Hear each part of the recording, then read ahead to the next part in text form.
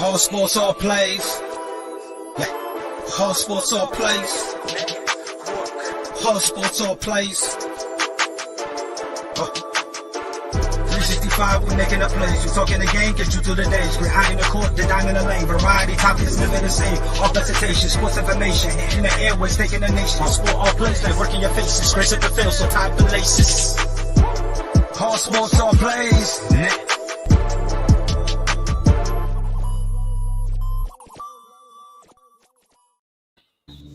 Welcome to Bring It. You know, Yoel's out on assignment with his family out in St. Augustine today. I see him at Flagler University, about 45 minutes away from him at. I'm joined here today by Coach. How you doing, Coach? What's up? And I have Tony down below me. What's up, Tony? How's it going, Ray? I know usually I only pop in for like the Cowboy segments real quick, and then Coach gets to get rid of me, but I think he's stuck with me for most of the night tonight. So, hey, that's why we're gonna bring it here, you know. So our first topic is going to preview Monday Night Football. So you got your take on that. We're going to start with Coach with his football team at the Tampa Bay. Is John going to upset them like Washington football team did? Oh, no, without a doubt. We're getting healthy. You got Grunt coming in today. You got one of our corners is coming. He's starting. He's playing this week. So, I mean, the most important thing is, like I said, we lost. We'll probably lose two more games. Lose two more games in the regular season. We just our biggest goal is to just get healthy. I don't see it close, but you know, hey, Giants is iffy. Sometimes they play hard, sometimes they don't. Sometimes they show up, sometimes they don't. Kind of remind me of a friend of mine named Freddie, but that's a whole nother story. So, what do you take on this game, Tony? I'm gonna be honest. I'm a shock coach a little bit. I expect Tampa Bay to dominate tonight. I say that because I don't know about y'all, but I can't remember the last time in Tom Brady's 20-year career that he ever had a 3-game losing streak. It's just I don't think it's gonna happen. You he lost to the Saints. All right, that's a division rival. It was in New Orleans. All right, you can kind of toss that one out the window. And hey, he's on a road game in Washington. For whatever reason, sometimes it happens. We've seen that all throughout this year. We've seen good teams lose to bad teams, and everybody's like, wait, what? So, I mean, like Coach said, you know, probably two more games. You know, they've been injured, but they're starting to get healthy. And I think tonight with the Giants team that's just so much on up and down, I think Barkley is supposed to be back, but you know he's not going to get a full load on everything. Same with Kenny Golladay. So, I mean, to me, I think the Tampa Bay Buccaneers feast. It's in Tampa Bay. And this is just a Giants team. I feel bad because, Tom Brady wants to play hard against the Giants. He even said that before. The team he loves to play against the most is the New York Giants because those 2 Super Bowls. So, yeah, if you look at it this way too, we got Daniel Jones as the quarterback for the Giants. Is he going to be running for his life tonight? That's going to be the question. Yep. That's going to be the question. Will he be back on his back more than he completes passes tonight? You know, you said Barkley's going to be back, but I mean, Barkley's always been injured, the last 2 to 3 years and stuff. So let's talk about that real quick. Is he going to be healthy anytime soon in his career to finish out a full season? I don't know. To me, Barkley is one of those. He is such a good running back. But I think because of how much extra he has to do for the team without having an offensive line is what hurts him. Like if you watch Saquon, Daniel Jones is like every other quarterback. What do they always like to do? They like to chuck it down. They like to do the short screen passes. And who is that almost always going to go to is Saquon because he's got decent hands. He's got the speed and he can go. But, when you're having to do that, 20, 30 plays, that's all Daniel's going to because everybody's covered. He didn't have the wide receivers. He's not pushing the ball. I mean, to me, it's not really a lot of Saquon's fault. He really is trying to do what he can for the team to make a difference. I think if Saquon was maybe on a team with a better O-line, like, say, the Buccaneers, this would be a different Saquon Barkley, but that's just me. Yeah. And, Coach, you're a coach and everything in football and stuff like that. The injuries he has, you think he's going to come back at full strength or is he going to be still going to be like a step slower? No, he should be fine now. Like I said, the knee shouldn't be really an issue no more because it's probably I think it's past a year now that he had a torn ACL. Like I said, it's a high ankle sprain. Usually, depending on the person, and his toughness, it takes 2 to 6 weeks It just all depends. Like, I'm kind of like, he's an athlete. He's a freakish athlete, strong. He's just injury prone right now. I mean, that's one of the things I think he has to go, and he has to go look at his workouts. How can he be more? Might need to be more flexible. Might, that'll help with the durability part. But I think that's one of his biggest things after this season's over. We just need to look and probably talk to someone and say, hey, what can I do to stay healthy? Yeah. And I seen you in the chat today, you and Yoel going back and forth. He said Giants plus 11 tonight. I don't think that's going to happen. I think it'd be Tampa Bay plus 17. He laughed at me because I don't pick points. I suck. One thing about it, I'm not gonna lie, I suck at picking points. But I can tell you who win. Head up. I can't do because he always, every time we get on the show, he'll be like, hey, such and such by 5. And then, hey, Vic, why don't you pick yours? And I'm like, ugh. Yeah, I mean, I pick the winning team. I just don't pick the points right. Yeah, sometimes the point spreads could be misleading in the NFL too. I mean, it's kind of hard to pick the point spreads and stuff like that. That's why Vegas gets over, because they make you pick the point spread, plus this, plus 7, plus minus. And that's how they get over on people, because sometimes NFL games, you can pick the winner, but you can't pick what the final deficit of the score is going to be. Yep. Yeah. So we're moving right along. All right, the next question is, the Buffalo Bills a contender or a pretender? I'll go with Tony on that one. Tony, you go first. Ooh. I'm gonna be here for a minute. I know. I know. I'll be honest. I'm not going to completely discredit them out, because you can almost make the same argument for the Bills that you can for the Titans. I mean, the Titans have lost to 2 of the worst teams in the NFL right now. They beat 5 playoff teams with no issues, but you get the New York Jets and you lose, and then you got surprised and shocked by the Houston Texans yesterday. So, I mean, the Bills to me is kind of in the same boat. They lost to Jacksonville. Your Jags, Ray, I know you were probably pretty happy about that. I'm pretty sure you were even at that game, weren't you? No, I was, and I'm going to tell you about the Bill Mafia. They were trying to put Jaguar fans through tables before the game, and after the games, we put them through the table. So. But I'll be honest with you. To me, too, just looking at the game yesterday, the Colts are one of those teams that I think the Colts have just had kind of the bad luck of the schedule more than anything. They've had to face a lot of the NFC West.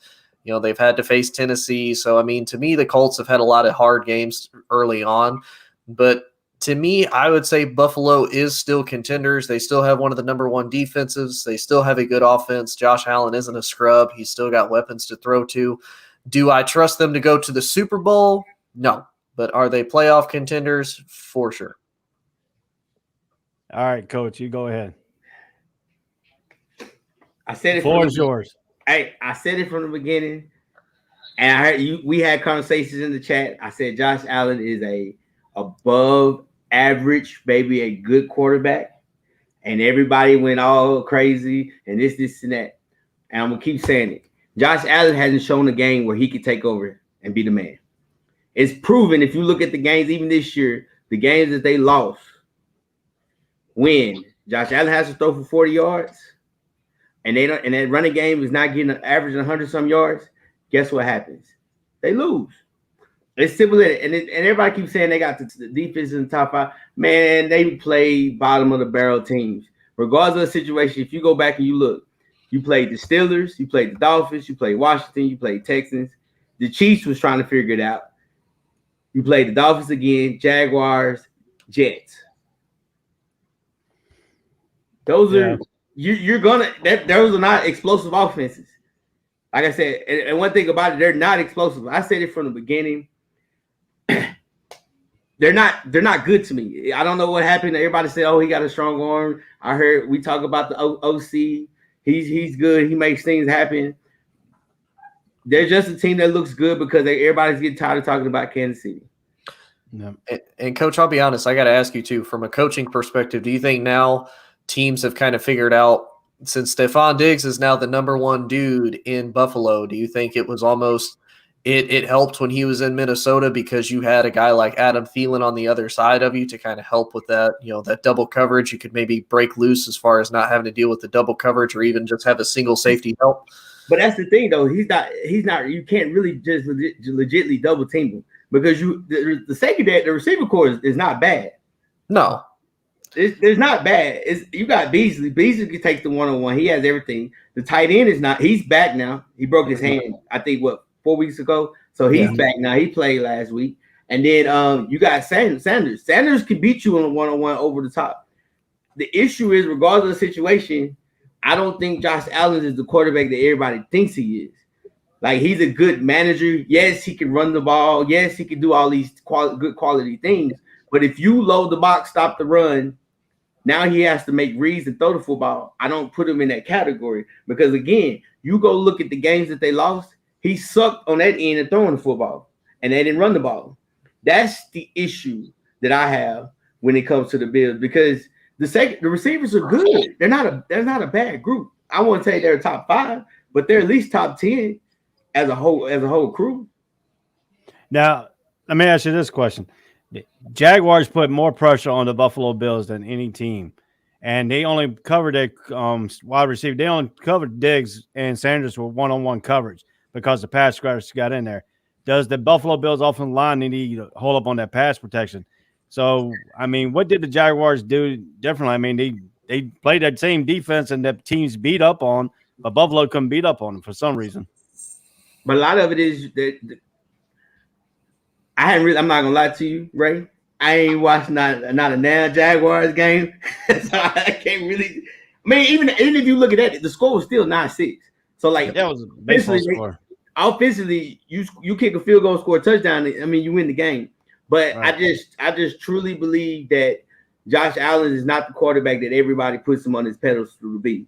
And maybe, like I said, it's one of those things. And you go back and look at this, like that superstar category. Lamar Jackson, no receivers, no running backs. They're doing something. Pat Mahomes, he doesn't have a running game. Now he's starting to figure it out. Like, you can see teams that's figuring it out, and he hasn't figured out how can he make plays other than running the ball. That's the one thing I haven't seen, and I said it from the beginning. I haven't seen a signature time where he had a signature drive where you can say, okay, he established. They'll make the playoffs because the AFC is not strong. Is not, but surprisingly, the Patriots are now the number one. Well, they're the number 2 seed, and they're ahead in the AFC East as far as like being atop of the division right now. Yes. Yeah, I mean, to me, if you look at it, they were in the lead now, and they're 7-4 tied with New England. I mean, New England just been steadily pacing themselves throughout the season. So, I mean, it's the Buffalo Bills really feeling the pressure in New England now on that is tied up in that division. Oh, yeah, I'd say so. Because, I mean, you think about it, like I said, I've never been a big fan of Alabama quarterbacks. I've especially not been a big fan of Mac Jones. But, I mean, for the situation, for the play style that Mac was used to as far as what Nick Saban ran in Alabama for him, he couldn't have landed in a better spot. They have, above average tight ends and Hunter Henry and Jonnu Smith that they went out and got.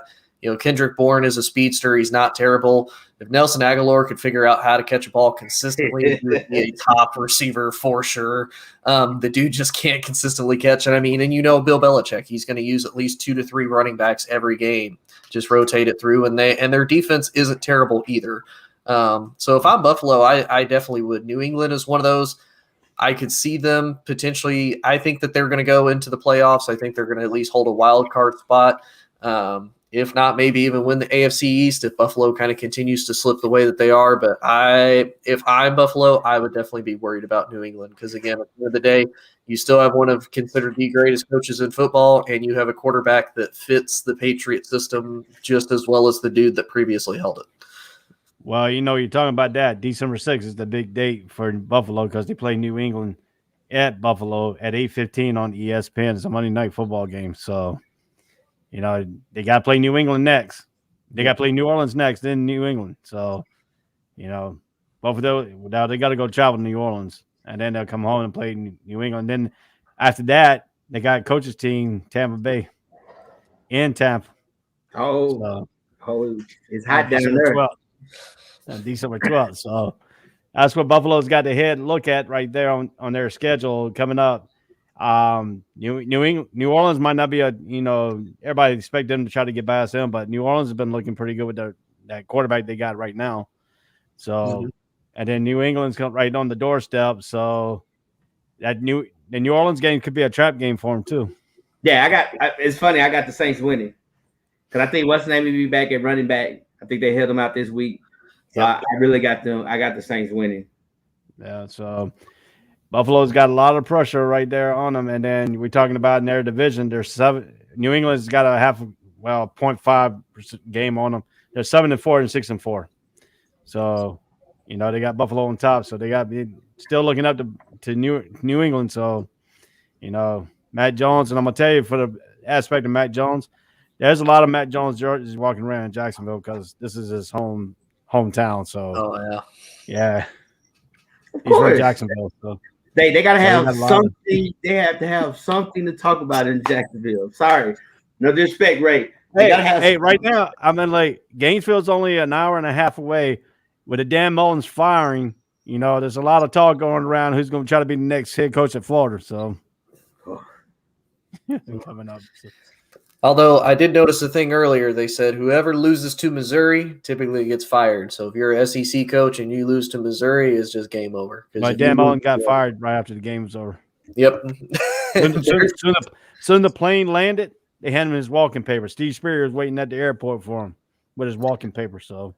I mean, can you blame him? Because if you lose to Missouri, you lose into the bottom barrel of the SEC. That's like if you lose to Vanderbilt. It's time for you to go. But they lost to South Carolina too. So they lost 3 games in a row. They lost to Georgia, South Carolina, and then Missouri. Yeah, so. South Carolina kind of hit and miss though. They have their really good years, they have really bad years. But Missouri is just consistently bad. Well, let's talk about the Green Bay and Minnesota game. Woo!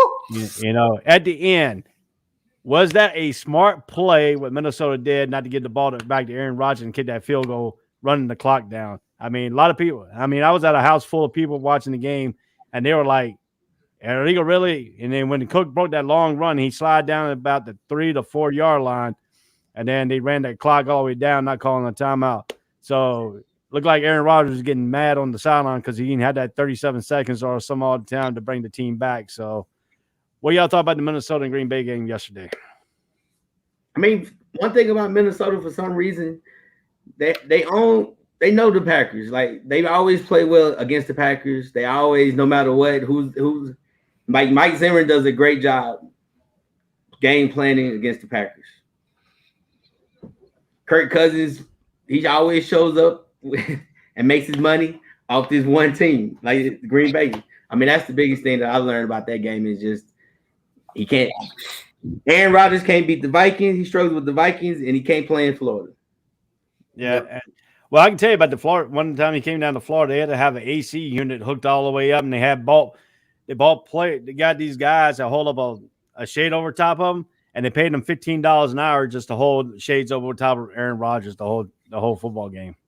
So yeah, I had to take it. We're talking about this. We're talking about Aaron Rodgers in this game right here and all that aspect. You figure that Kirk Cousins might have an incentive in his contract playing Green Bay because he's always played good against Green Bay. So, what's Zimmer and his game plan on defensive wise? They still gave up 31 points, but then the offense came in at the end, and like I said, they ran the score, clock all the way down, and the guy kicks a field goal. And then he lifted the kicker up. So what y'all thought about the kicker getting lifted up at the end of the game? Oh, yeah. I mean, I think it's a big thing because really if I'm Mike Zimmer, and Coach may not disagree with me on this one, but if I'm Mike Zimmer, that's really how you have to play against every quarterback like Aaron Rodgers, like Tom Brady. Defensively, if you can make a stand and you can stop them, by all means do it. But for the most part, if you're Minnesota, you're going to give up some big plays to Aaron Rodgers. You either got to try to minimize those or you do like what you do against every great quarterback. The best way to stop a great quarterback, keep them off the field. Run the ball, score points, and do exactly like what they did. Could they run it for a touchdown? Yeah, but then that gives Aaron Rodgers 37 seconds, and we've seen him do a lot more with a lot less to kick a game-winning field goal or at least tie it to send them into overtime, and then you're continuing to just risk that potential L just hanging right there. So to me, if I'm Mike Zimmer, that was probably the best way to coach it is we just need to be efficient enough to be able to keep the ball out of Aaron Rodgers' hands, get the first down. We don't need to worry about scoring the touchdown. We're already there. We just need to leave him 0 time left to be able to win. And like y'all said, Kirk Cousins 4-3-1 against Aaron Rodgers. Yeah, if you look at it, and Patrick Peterson came through and saying they're trying to learn how to win and stuff like that going forward. Can this game really pick Minnesota's season up and going forward? Yes. I mean, they still. I think if the season ended today, they would be in the playoffs. Yep. But I might be wrong. I don't know for sure. No, they're Minnesota's 5-5 right now. But I think they're the 6th or 7th seed. They're a wild card team. Wild carded team. So I mean, the good thing about it is, like I said, it's one thing about NFC. The NFC is very, very, very top heavy, and then there's everybody else. So like the top 5 teams, you take the Rams, you take the Cardinals, and then of course the Packers and the Cowboys and the Bucks. Everybody else is like in the middle of the stack. So I think they have a chance. I think showing that they can beat them lets them know that, hey, we can score against them. Because one thing about Green Bay, and I said it, and this is another thing I said, they can't stop anybody. When you have some receivers that can actually run routes and have a balanced run game, they can't stop anybody. When you even looked at when they lost, they didn't lose, but they beat the Cardinals. Cardinals drove the field, and then that's another thing. You take the Vikings. If the Vikings would have made the field goal, they would have won that game. Like, they compete against the good teams. It's just the mediocre and average teams is where they don't do their thing.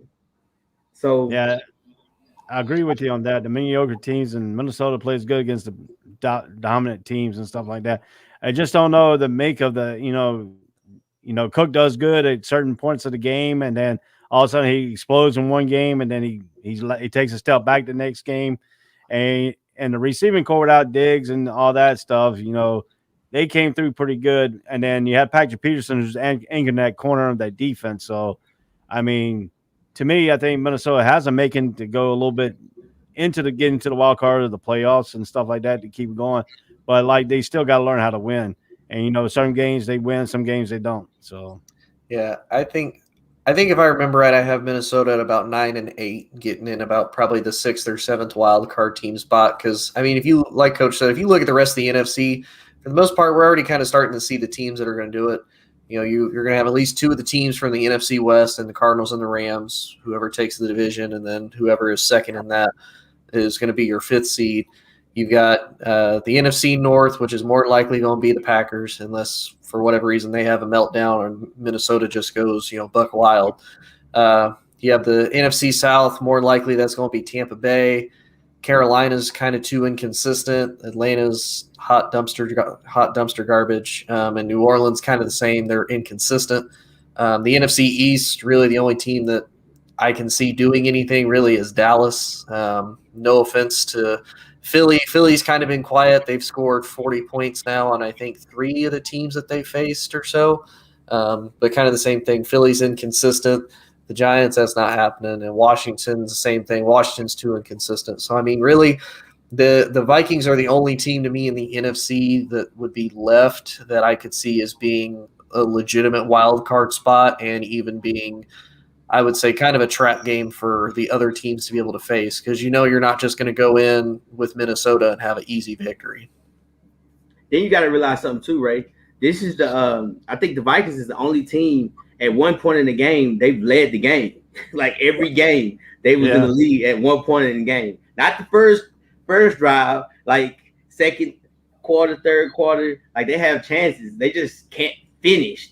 That's the one thing about them. They just can't get over the hump. Yeah, that's something about teams, man. Because if you look at it, certain teams can play against other teams that's good, and then they go to a team that is poor and they play down to their standards. And you can see it in college, you can see it in the NFL now too. Yeah, and it's complement profession. So, I got one question here. Anthony Price wants to know about the Taysom Hill's new deal. He's got a hybrid deal. Y'all think New Orleans made a good decision in re-signing him? I mean, yes and no. I've said it before. He's kind of like what Tim Tebow should have been back when Tim Tebow was actually in the NFL. Do I trust him to be able to like be a starting quarterback? Absolutely not. But I mean, to do a couple quick gadget plays, to get a first down, to anything like that, I mean, I don't exactly mind it. I don't think it's bad. Yeah. I'm with Tony. It's a good deal that fits great for the Saints. He's not going to play quarterback, but he's still going to be the tight end / running back / slot receiver, do some special teams. Like, he's going to do all that, and so they had a deal set up to where they can still save and make money and just use them. And then he also asked about, didn't Washington do that to Tom Brady to hold the ball for over 10 minutes? Yes, they did.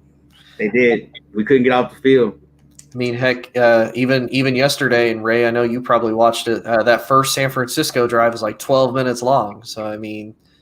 Yeah, I mean, teams have been doing that to Jaguars for years, man. Years. but they just can't get out of their own way. They commit stupid penalties.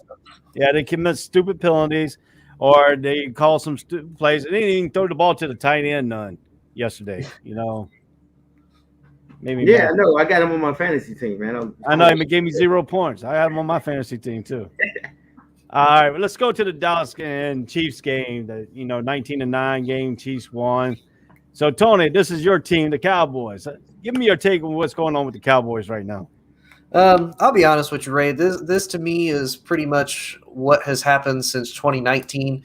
If you look at it, all the games Dallas has played, they've lost against teams that are either playoff teams or they've lost against teams that have winning records. The only team that they beat so far that has a winning record and is doing anything decent is the Chargers. I mean, that's really it. They lost to Tampa Bay. They beat the Giants. They beat the Eagles. They beat who else have they beaten? They've just beaten like garbage teams. And it's November. It's still early. Dallas, to me, yesterday, I'm not going to try to make excuses. I don't think they planned well with the fact that they didn't have Amari Cooper. He's going to be out the next 2 games.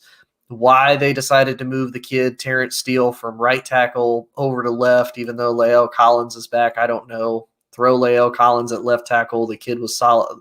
Terrence Steele was solid at right tackle. So why they made that move, I don't know. I was happy they made the move at the left guard position because Connor Williams, my God, that man gets a penalty every flipping play for holding because the man is small, which is sad because I remember watching that dude at Texas as a tackle and he was solid, but as a guard, he's hot garbage. Dallas has completely strayed away from the run game, which to me has been part of the reason why they've struggled the last 2 out of 3 games is because they're not running the ball. Zeke has been hurt. Pollard's not doing it as well. The O-line has been kind of iffy. And you're trusting the ball in Dak's hands, which it'll either win you or lose you. And yesterday they didn't keep CeeDee Lamb in the slot. They tried to keep him on the outside with Noah Brown on the outside, wide receivers making drops. So to me, I think Dallas was ill prepared, as well as kind of like Coach alluded to. Kansas City has also started to figure themselves out, which is a big thing. And if you notice, a lot of the teams that Dallas has beaten. The other team that they have a win against is the Patriots. But for the most part, though, that was just mistakes on both teams. But the biggest way to beat Dallas is to just play man-to-man coverage. All the other teams that they play zone. They like to play the 2 safeties deep. And Dallas just beats them by throwing it over the middle, or they get the short yardage gain, or Dak, all he has to do is run the ball. So to me, again, Dallas is going to be one of those. Do I trust them to win the NFC East? Yes. Do I trust them to go far in the playoffs? No, because I don't think that with Mike McCarthy as a coach, with how undisciplined they are with as many penalties as they get and just kind of poor game management, I don't see this team going as far as they potentially could if they had a better coach. But that's just me. Well, we're talking about it, and Coach's been talking about it. Chiefs on a 4-game winning streak right now. Yep. So what has turned the Chiefs season around, Coach? 2 people, Chris Johnson and Pat Mahomes. Defensively, they took Chris Johnson out of D end and put him back at D tackle, where that's his position. And so now you're causing a lot of more pressure up the middle because he's causing chaos. So you can't sit in the pocket. Like, they took advantage of him when he was on the end because you could do RPOs off of him because he's not used to playing in space. So that was the biggest thing defensively. And offensively, Pat Mahomes, he's taking what you give him. Because one thing about Pat Mahomes that he likes to do, and he's been doing this, like I said, I tell people all the time, he did it in high school because we played against him. He likes to throw deep. He launch it. And one thing about Pat Mahomes now, Is it coach or owner Tony? Oh, it's both. Jerry Jones won't get out of his own damn way. I'll be honest, and that's been for years, and we've seen that in the fact that Jerry refuses to invest any type of money into the defense. Until recently, in the last 2 drafts, he decided to put some type of effort into it. But defensively, Dallas has been terrible for 10 plus years, and yeah, I think Jerry just gets into his way. They pay above average money for average players that are decent at their positions. Tony, can I ask you this? Was the defense fault last night? Well, yesterday? No, defense actually played solid yesterday. I can't fault him too much on that one. I think the biggest issue for the Dallas Cowboys is when Amari Cooper was out, I automatically said they're going to lose this game. Because Amari Cooper is the one guy that can beat the one-on-one. Yep. He's the one guy that can beat it. Because when you take him out, now Lamb, he doesn't do what he does well because Lamb does all the drag across the middles and he throw the screens to him and everything else. So you have to move to the outside, and you're gonna put I don't know his name, number 1. You got to put him because he's a slot guy. Yep. He's a slot guy. Gallup is only good for going vertical.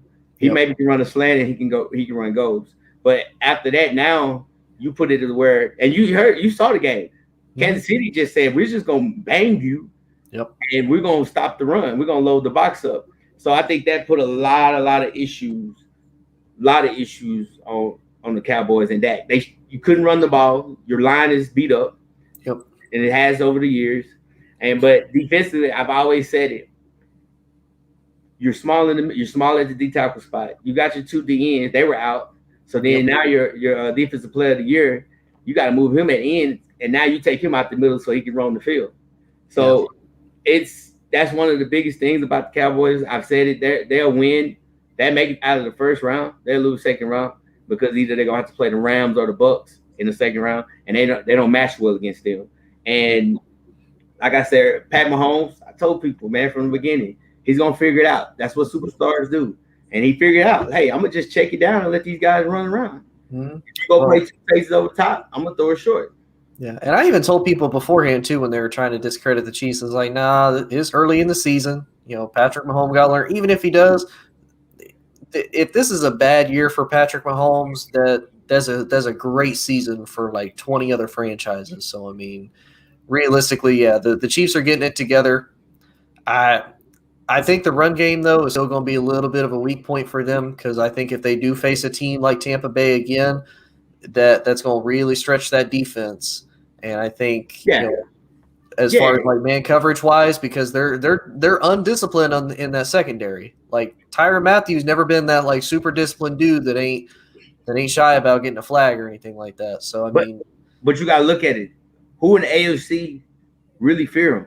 Because the Patriots don't have a receiver that's a threat. I mean, you have the Bills, Diggs, but you could double team Diggs and say, hey, I'm gonna force you to throw it on us. Yeah. I mean, that's the thing. They'll make it because no one in the AFC is really, really truly a threat that they can be like, oh my gosh. Actually, the only team I could see being a threat to Kansas City specifically is the Chargers. And I only say that because they're a divisional rival. And I think the talent that LA has could actually match up well because you have Keenan Allen, you got Williams, Herbert's not terrible. They actually do have a decent run game. They don't have a top 10 defense, but it's good enough to get them somewhere. And again, it's a divisional rival, so you know the expectation that the game is going to be played significantly harder than if it's like you said, the Bills playing against the Chiefs. Yeah, I agree with you. That is the one team, but I said it from the beginning, man. They superstars, man. Chiefs is they're gonna be fine. Everybody, they get excited when they see a team lose and this and that. And then, especially in the playoffs, everything in the playoffs is about matchups. Yep. And a lot of teams don't. Chiefs been in the AFC. It's the Chargers, and there's not anybody else that's really a matchup nightmare for them because of what they do. To me, it looked like yesterday that Andy Reid took simplify his game plan in that ball game. So did he going forward? Will he simplify the game plan, just keep it where it's at right now instead of adding all these new nuance to the scheme that he did in the first 3 or 4 games? Because last 4 games he's been simplifying the play calls, and they've been producing a little bit more. Well, that's because it's everybody defensively is simplified. They just keep two safeties. They ran either cover 4 or cover 2 the entire game. Because again, like I said from the beginning, one thing about Pat Mahomes, if you go back, you look at him in high school, you look at him in college, he's a deep ball, I'm gonna throw it over the top guy. That he's been doing that his entire life. Now, for a change, he has to adjust himself to take the little hitch, to take the drag, or take the screen, or the stop route, the small stuff. And that's always been the knock about Pat Mahomes. And that's why you got all them fast receivers, because he can throw 70 yards. Yeah, and I think, and we've kind of seen it with a lot of teams that have had success. You don't have to oversimplify it, but the simpler you make it, the better. I don't want to always bring it back to Dallas, but if you look at last year, if you heard any of the player interviews when they were talking about Mike Nolan's defense, they're like, it's complicated. You have too much stuff going on. You got too many players moving. You got too many people trying to do too many things at once. When you simplify it and you make things simple for the quarterback, for your receivers, for your players, it makes it so much easier to be able to execute because, okay, I don't have to worry about doing 10 extra different things. All I got to do, get the ball, run, get the first down. That's all I got to do. And I think with Andy Reid doing that, it's going to help Patrick Mahomes, and it's going to have to reduce. Because if you think about what was the big thing that he was struggling with when they were, losing all these games, he's having to ad lib and doing all this crazy stuff, in the middle of the play and in the middle of the game, and that's what was killing him. Now it's okay. We're going to do things, keep it simple, stupid, and we gonna make it work. Yeah, if you look at it this way, Cowboys got a 3-game lead over the Eagles, Washington, and the Giants right now. So. Thank God for being in the NFC East. But, that's all I gotta say. But if you look at it this way, the Eagles got a 2-game winning streak. Washington's got a 2-game winning streak. Giants coming in this game with 1-game winning streak. So that 1-game winning streak could lose tonight. So hey, but the one thing about it is NFC is garbage. But I will say they're gonna play each other hard. I will give them credit for that. Now they won't do anything in the playoffs, but they will play each other hard. Yep. And Cowboys, they're in the same boat as everybody else right now. They got to get healthy. And I said it. I mean, we've talked about it in the chat, and I truly, truly believe that when, especially with O-line, because of how they set up the CBA and then the line structure is going to be terrible because you don't practice you don't do all the practices that you get the chance to do like you used to, because they need hours together. They need to communicate with each other. And that's the one knock in the NFL going forward is the O-line play. Because everybody keeps saying O-line is trash on a lot of people's teams. Oh my gosh. And it's because they don't practice. You gotta meet, you gotta spend time. You do stuff on Zoom now. Oh, and that's the one group that needs to be together more than anything. Because like I said, receivers and quarterbacks, we're fine. You can say, hey, we're gonna work the hitch route, we can work the comeback route, we can work the stop. Same as a DB. I can just do drill work and do that. Linebackers, same as D lineman. I can just work my hands, rips. But as a line, 5 guys have to be able to be on the same page and understand the stunts and everything else. Well, just like you said, tackle. You said they're on Zoom and stuff like that. But tackling, you still got to work on your tackling, and that's a big factor in some of these games too. Break missed tackles here and there. You can tell they're not practicing tackling, the way they're wrapping up and all that other stuff. Well, and Coach, you tell me what you think of it since you actually coach football. What's the old phrase? Iron sharpens iron. Like you look at some of the teams that have good defenses, they typically also have good O lines, because if you have a good defense, that O line has to be able to play to that type of a defense. So you take a team like Dallas. Dallas's defense, their pass rush, not good. You can name a mess of other teams that they don't have great defenses. Tampa Bay, for example, look at last year. They had one of the best defenses and one of the best offensive lines because iron sharpens iron. Those teams got to go. The same team has to go against itself every day in practice. Yeah, and I agree with you. You perfect example, like you said, you can take the Rams. They're going to be physical up front. Yep. And that's what the Rams want to do, offense and defense. Yep. I mean, and then you look at the Cowboys. D-line is on speed. Yep. They're built on speed. They're going to run around you, and I've said it over and over again. They're small at the D tackle spot. And when you're small at the D tackle spot and you got small linebackers that's fast and quick, they're not going to make any tackles. Yeah. Nope. That's the biggest issue for them. And that's true, because look at Josh Allen. He can run around Buffalo Bills, and he come the next game, and gets freaking blocked and can't get around the big tackles. And San Francisco just had a field day with our defense and stuff like that. So, I mean, to me, I think our problem is more like we have a college coach, don't know the NFL system, and we still running some college rinky-dink plays, So, And I ain't gonna lie, Ray. I never liked Urban Meyer's like his coaching staff hires, and I saw a lot of things here of lately that most of that coaching staff, Urban Meyer said, is going to be gone because he is not like how Trevor Lawrence is progressing with him. Doesn't like how the wide receivers or the running back is progressing either. Look at the offensive coordinator is Derek Bevel. What has he done in the past? He messed up Russell Wilson when he was up in Seattle. Yep. To me, I think he's just we don't have anything. And what hurt us really was Tom Coughlin coming back in 2017 and messing up our defense and all that stuff. Jalen Ramsey probably would still been here if he wasn't here because that's who gave him all this bad raps and that's what all these bad moves were made. And it just made here all the people in Jaguar land, disgruntled. Well, do you think it's because Tom Coughlin's that old school defensive mind, and obviously Jalen Ramsey's kind of that new breed of player that's like, nah, I'm going to be more outspoken. Like, I know I'm good, but I'm not really going to listen to what you got. The problem with Tom Coughlin is he don't want you to be late. He tell you to show up he tell you to show up at a certain time. You got to show up 10 minutes early. That's his time. It's called Coughlin time. If you're late, he's just going to even though you show up 5 minutes before, he wants you to be 10 minutes early for some reason. I don't understand that, but and Jalen Ramsey went back at him, so that's what messed up the Jaguars here. Let's move right along here. Let's talk about the LeBron suspension and Stewart's suspension here for Detroit Pistons from the ball game. So we know it looked like a glancing blow. That's what they were calling it. But how do y'all feel? Y'all feel the suspension on both players are equal to a certain degree? I know one got 1 game, the other one got 2. We've been talking about it in the chat that Stewart should have got at least 4. LeBron should have got at least the 1 game or 2. I think LeBron should have got 2, and I think Stewart should have got 4. That's just my opinion. Now, I agree with you. I said it from the beginning. LeBron hit him. If it was by accident or whatever, boom. They got to do it because they're trying to stop all that stuff from happening.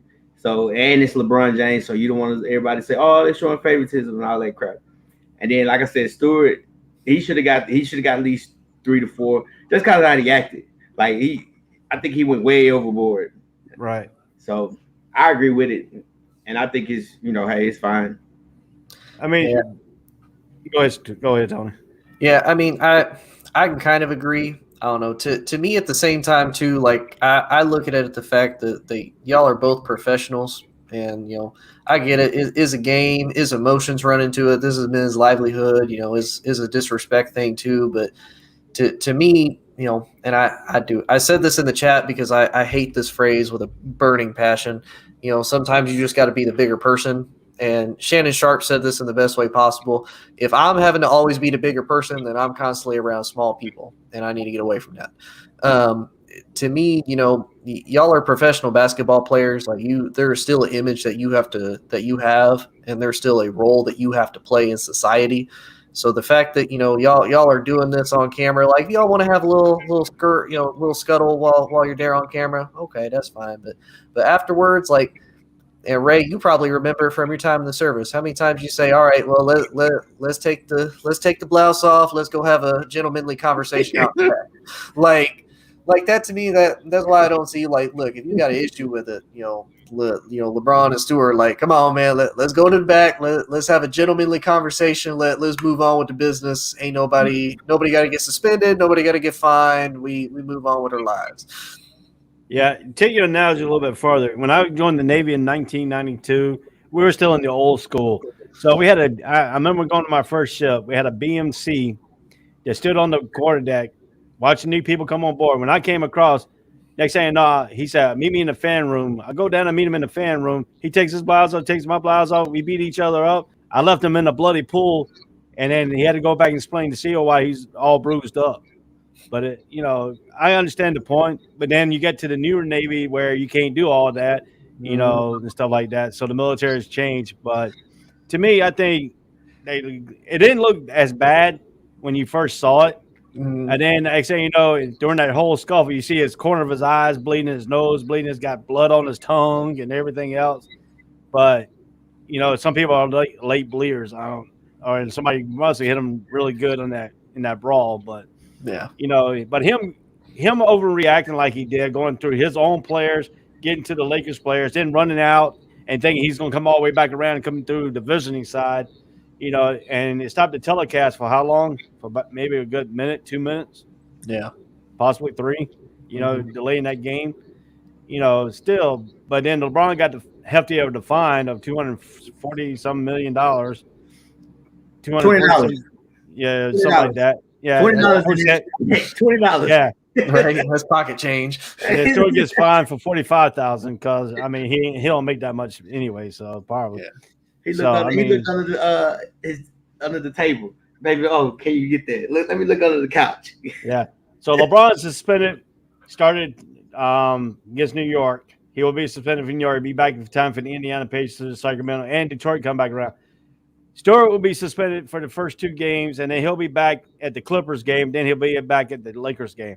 So that Lakers game that's coming up, it's going to be a very interesting. It's going to be in the Staples Center. What kind of reaction you think Stewart is going to get in the Staples Center? Nothing. A lot of boos. Hey, the Staples Center they're not hardcore fans. They're rich people. Let's be honest. That's what they are. They're not one of those places where you'd be like, okay, it's rocking because of the fans. But I would say this. I'm kind of glad it happened. One, and I thought he was gonna pop on, which I told you he wasn't, Ray. One of the biggest Lakers fans that we know. Now I think you really, really kind of open up LeBron to see how he's gonna respond. Because one thing about it is, like, no one really ever in their life attacked LeBron. Nope. So now it's kind of one of those things. Oh, so y'all must think I'm a punk now. Y'all think I'm old. I don't do these things. Yep. One. Secondly, I love how you see all the Lakers. They came off the bench. They came for support. They came out and try to help and stop everything. Mm-hmm. Even when you saw Westbrook square up. So I think one thing about these situations like this that's going to grow them together and really start getting to a point where they start playing for each other. So I hope. That's my hope. That's what the head coach said on the press conference, that this right here could be the starting point for the Lakers. And if this gets started, LeBron started with in psychological, this is only his second suspension in his whole entire NBA career. So would this play psychological to him when he goes back? Is he going to try to retaliate against Stewart and when Detroit comes back to town? No. Because for him, it's for LeBron, at the end of the day, it's about how it I think it's about how LeBron is probably going to treat it. He's just going to treat it as a rest game to get himself more prepared for when he comes back more than anything. Because for LeBron, like Coach said, these are Lakers fans. They before last night, they probably didn't even know who Stewart was, nor do they care. And it's going to be the same way when Detroit comes back. They're not going to care. And Anthony kind of brought up a point here that he's the Tom Brady in basketball. It's a small slap on the wrist, doesn't really do anything. And I kind of agree. I'm not saying LeBron's got to get suspended for 4 games by no stretch of the imagination, but for LeBron, I don't think it makes a difference. And to be honest with you, the Lakers almost need LeBron to be out to see if they can figure out what in the world they're going to do for when LeBron is gone. Because when LeBron ain't there, the Lakers are hot garbage. They are struggling to be 500 right now. So, I mean, if anything, the Lakers almost need this to see if they can figure it out without LeBron. Yeah, and you're talking about that. That's going to start tonight. That's going to start on the 23rd against New York Knicks. So, and I think they're playing in Staples Center. So, they'll be playing at home for this one absent for LeBron. So with the LeBron out, would that affect? I mean, they already been playing with him out before. He came back with only 2 games, and he's back out again for this 1 game suspension. So, I mean, so how you think they're going to fare against the Knicks on the 23rd? Oh, demolished. I mean, even now, Coach, you give me that look, but I'm listening. No. I'm listening. I like to listen. I say that because really, I mean, look at them. Like whenever they've been playing in these games so far, it's not even like they're losing by, a free throw by like 2 points, 3 points. This Lakers team is getting absolutely demolished and just blown out. Now, the key thing for the Lakers is the benefit is the Nets don't really play defense, but, even without Kyrie there, the Nets are still one of the highest scoring teams in the league, and you still have Kevin Durant on the other side of the ball. So to me, for the Lakers, who is going to step up without LeBron there? Who's going to step up to be that guy that matches up with KD? Is it Russ? No. Is it AD? Maybe, if the dude can stay healthy enough for it. Is definitely not Melo's old ass, that's for sure. And really after that, I don't see anybody that can match up with KD as far as talent and overall just being able to stop him from doing whatever it is he wants to do. So that's why I think the Lakers are going to get demolished by the Nets. I think you know what? They don't even play the Knicks. They play the Knicks. Number one, yeah. I had to go look. They don't even play the Nets. Okay, I thought they were playing the Nets. My bad. No, they don't even play the Nets. They play the Knicks. And on top of that, even if they was, I'm gonna say this: I'm gonna ride with the Lakers. Only the issue about the Lakers is it's just they suck in the third quarter. That third quarter is terrible. I don't know what it is. I don't know if the coach gets to a point where he just say, "Hey, we're not going to the back. Y'all go shoot some free throws. You go dribble or do something." But they just suck in the third quarter. But I truly believe they play the Knicks. It's in New York. Hey, that's the Mecca. So they'll be up for that game. It's gonna be live and popping because the Knicks they're actually good this year. So I'm gonna ride with them just because Tony went against them, and I believe in LeBron. And LeBron I trust. Unlike somebody, I'm not gonna say his name. I'm gonna ride with him, and I'm not gonna let you bother me over because no one talks about basketball but us in November. Right.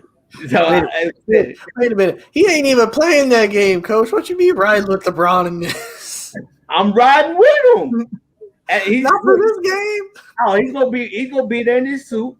Hey, but he's gonna do pregame. He's gonna do pregame and beforehand. Got to get back healthy, get the body right. He gonna lose about 5 or 10 pounds. Okay. What 5 or 10 pounds? Yeah, 5 or 10 pounds. He's gonna be stretching, trying to get that ankle durability back. Oh yeah, I'm riding with him. Because one thing about it, we can sit here, we can say all these things. They're gonna make the playoffs. Yeah, for sure. That's the most important thing. They want to make the playoffs. Once they make the playoffs, and they're healthy, like a healthy LeBron. Come on, man. We can say what we want. Well, here's my question, Coach. Like, and I'm trying to be as realistic as I can. Do you see the Lakers being anywhere between the 5th seed and below, or do you see them kind of having a struggle, like being a play-in tournament game and then moving forward into the playoffs, like kind of like they did last year, because they were struggling last year too. I see them 4th, 5th seed. 4th, 5th, okay. I see them in the middle of the pack. Okay. One thing about it is, and I say that because again, it's still early. Because if we sit here, we look at it, they're 9-9. Mm-hmm. If they go on a 9-game winning streak, they're 18-9. Right. And look, I guess like 18-9, and then lose one. 18-10. Okay, let's win 6 in a row. Like I think once by February, because we see the times and times again at the beginning of the season, we were like, man, these teams is balling. But then when February hits, it's like, man, what happened to some of these teams? Right. Like, so I just think for their sake, they're still trying to figure everything out. And one thing about Frank Vogel, he's a defensive guy, and right now his defense sucks. Yeah. And he needs. I don't know who's on the staff that's really truly like an offensive minded guy. Because one or two things, we got to get something going offensively, doing some stuff, or we got to get better on defense. But we all know when the playoffs hit, scoring goes down anyway because it becomes a half-court game. Yeah. Right. And I ain't even gonna lie, Coach. I'll be honest with you. When I first saw the Lakers and I saw everybody that they were putting up, not only was I mentioning the fact that they're the AARP club, which is why I think they fall after the third quarter. They get old and tired. I'll be honest with you. No, like I didn't expect them to play a lot of defense. Like even with everybody that they have, I expected each big money star. Right? They got the five. You got LeBron, you got Russ, you got AD, you got Melo, you got Rondo, you got all of them. I expected them to each, even if you get 15, 20 points each, that's 100 points between the group. And that to me is where I'm probably the most disappointed. Like if you want to kind of copy what the Nets did last year and just don't play defense but outscore everybody, that's one thing. But that to me is kind of what has been so disappointing is the fact that this team can't even do that. Like I can't even go to a guy and be like, hey man, give me like 15 points and then come back to me. But I think a lot of it is, and like I said, I haven't really watched too many of the Lakers games. I just look more at the box score. I look at, okay, shooting percentage, okay, rebounding, who they played against, third quarter scoring. And from the looks of it, Anthony Davis is honestly, truthfully, he's a soft guy. He doesn't he's very, very soft. He has to get in the blocks. He needs to win. He needs to have a double-double. That means 10 plus points, 10 rebounds. And I don't think he does that because he doesn't like that physical. He don't like being physical. He's a finesse basketball player. But again, it's still one of those things you have to find a place to put all of them together and figure out how can they work. Westbrook is playing different than what he usually played because he's been playing like this his entire career, but he wants to win. Anthony Davis, he's soft, but you're trying to figure out what's his best attributes. And that's more so you needing LeBron because LeBron can control all that. But I'm gonna say this: you got to rebound. Like one thing you see times, even I watched the Celtics game. They played good defense, but they couldn't get a rebound to save their life. The leading rebounder was six rebounds. Yeah, and I think that was with Westbrook. Right. You talking about a guard? Like I think that's one of the biggest issues for them. You have to be able to at least rebound. Because even if we just give you one shot, we know hey, you're gonna get this one shot. You better make sure it counts. Yeah. And then let's finish this up here. Let's say I took this. The last question is Alabama Crimson Tide. If they get past the Auburn team this weekend, the next is the SEC championship. They lose at Georgia. Are they out of the championship? They should be. They should be. That's 2 losses. Name another college football team that deserves to be in there with 2 losses. Well, the problem we have is the ACC is going to be eliminated because their teams are, not even in the top 10 now. So, I mean, and Clemson's had a bad year. Clemson could win the ACC or Wake Forest could win if they beat Boston College. But the ACC is eliminated. Now you got the SEC and you got the Big Ten and the SEC championship. Then you're gonna have Cincinnati in there as one team. Will Notre Dame fill in there if Alabama falls out? It depends. To me, I think it depends on the score. Yep.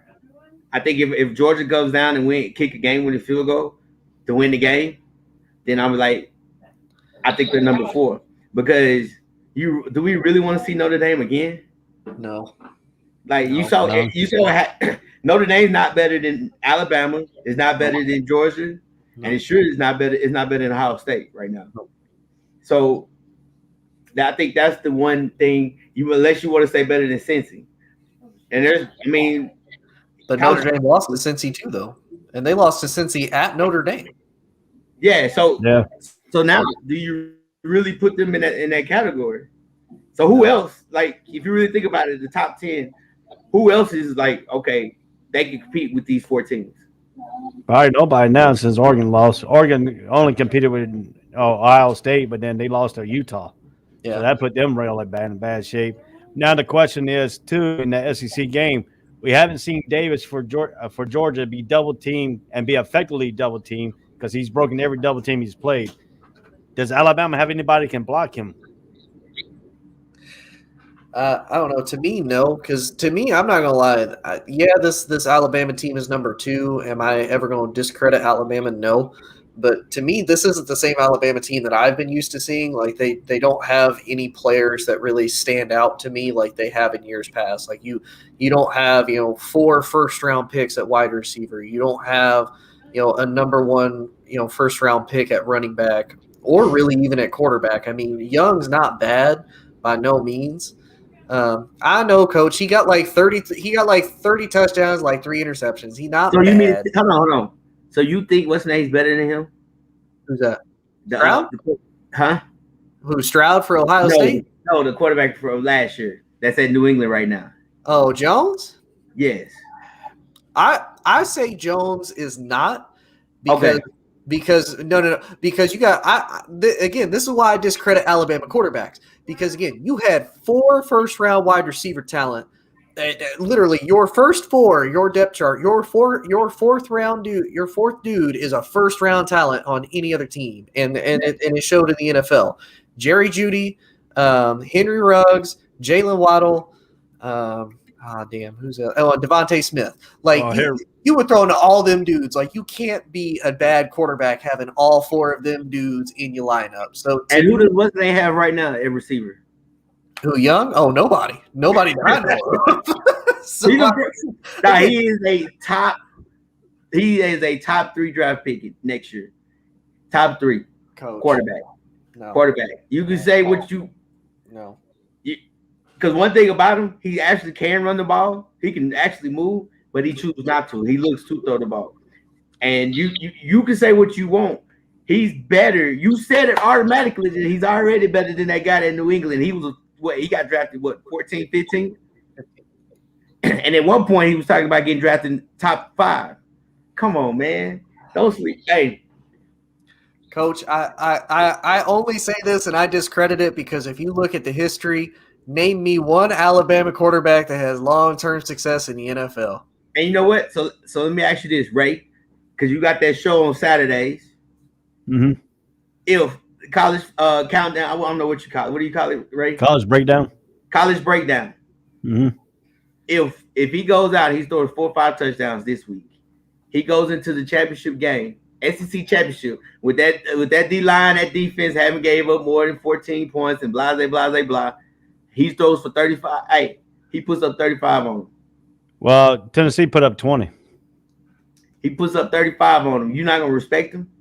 Oh, yeah, respect. I mean, don't get me wrong. Kirby Smart respects anybody that plays at Alabama, because if you talk to him about Nick Saban and stuff like that, he's gonna have his team ready. And to me, Young is not that bad. He's not that bad quarterback. I put him up in the top echelon this year. I mean, he's done everything he needed to do. He only thrown 3 interceptions. I mean, he's got a good touchdown to interception ratio. He doesn't really force the ball in there. At sometimes that Texas A&M game, he forced a little bit more throws than he did before. But I think it's because he's playing back in Texas. So I mean, in that capability of bringing front of the home crowd, trying to show what he could do in that game. But I mean, if you look at it, Alabama's been in every game, possibly, that Arkansas game, some of the Arkansas fans I've seen around on Twitter when I was doing my, analysis on my breakdown show, I seen some people on the thing after the game saying that the referee calls Arkansas the game, but you can't put the referee involved into it. You got to beat Alabama at Alabama. And, home field advantage sometimes gets you more calls than what the opposing team needs. So, I mean, if you look at it this way, too, Alabama's got that one wide receiver that's like a fast speed guy who can drag across that middle. And if he gets a head start on somebody, then that's going to be the thing. But with Georgia likes to put man-to-man pressure on you, and they like to jam the receivers. Can Alabama receivers get off the jam? And then sometimes, and Coach can really back me up on this, if a corner jams you really good and takes your timing off that route, then your quarterback's going to have to adjust that timing because he just got jammed. And, he's behind the step where he wanted to be when he gets ready to throw the ball. Yeah, so. And I think one thing about it is in those situations, if you like to play physical man jam, like I said, I watched a little bit of Georgia. I'm gonna motion that fast guy across the middle. Once I motion you, either you're gonna run with him. Now he's off the jam. But I really believe if Georgia beats Alabama by like 3 or like a game-winning touchdown or something, I think they're gonna keep him in just because there's no one else. There's no one else in the big in the NCAA that you could say that's the top 4. Because like I don't trust Notre Dame. You want to say Michigan? If they lose, they get blown out by Ohio State. That's a loss. So it's like there's no one else. I think it's just the 4 teams.